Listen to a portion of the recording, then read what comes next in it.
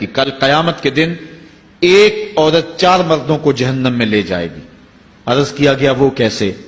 فرمایا ایک عورت کو حکم ہوگا جہنم کا تو وہ عرض کرے گی مالک میرے باپ کو بلایا جائے۔ باپ کو بلایا جائے گا، یا اللہ یہ میرا باپ ہے، میں اس کی بیٹی، میری تربیت کا جوہر اس کے ہاتھ میں تھا، آج جن بدکاریوں اور گناہوں کے سبب جہنم میں جا رہی ہوں اس کا ذمہ دار یہ ہے۔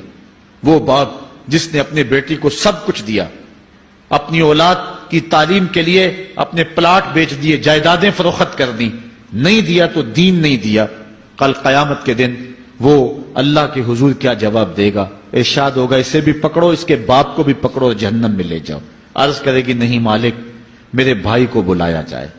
بھائی کو بلایا جائے گا، مالک یہ میرا بھائی ہے، میں اس کی غیرت تھی، میں جن راہوں پہ چل کر کے تیرے عتاب اور تیرے قہر و غضب کی حقدار بنی اس کا ذمہ دار یہ ہے، اگر یہ مجھے روکتا، اپنی آبرو کی حفاظت کرتا، اپنی ناموس کا پہرا دیتا تو میں ان راستوں کی مسافر کیسے بنتی؟ میری خرابی کا ذمہ دار یہ ہے۔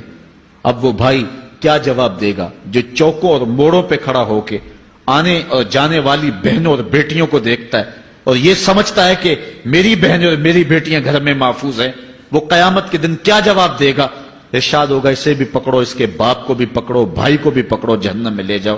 عرض کرے گی نہیں مالک میرے شوہر کو بھی بلایا جائے۔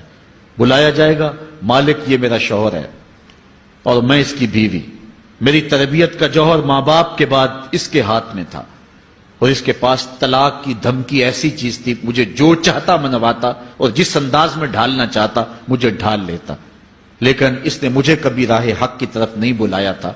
وہ شوہر کیا جواب دے گا جو خود اپنے دوستوں کو چائے پہ بلا کے اور اپنی بیوی کو سامنے برہنہ منہ بٹھا کے بعد میں اس کے حسن کی داد مانگتا ہو، بتاؤ بھابی کیسی ہے؟ تو وہ کیا جواب دے گا قیامت کے دن؟ ارشاد ہوگا اس کو بھی پکڑو، اس کے باپ کو بھی، اس کے شوہر کو بھی اور اس کے بھائی کو بھی جہنم میں لے جاؤ۔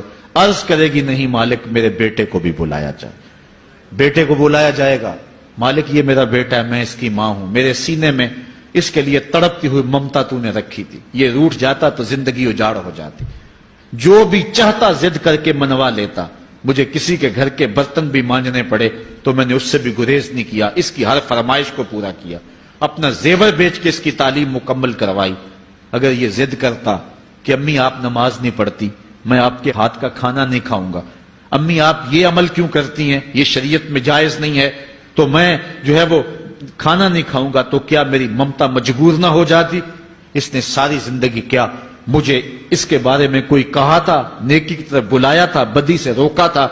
جس بیٹے نے اپنی ماں سے ہر ضد پوری کروائی ہو تو اس نے صرف دین کے بارے میں کوئی ضد نہیں کی ہے، تو وہ کل قیامت کے دن کیا جواب ہوگا؟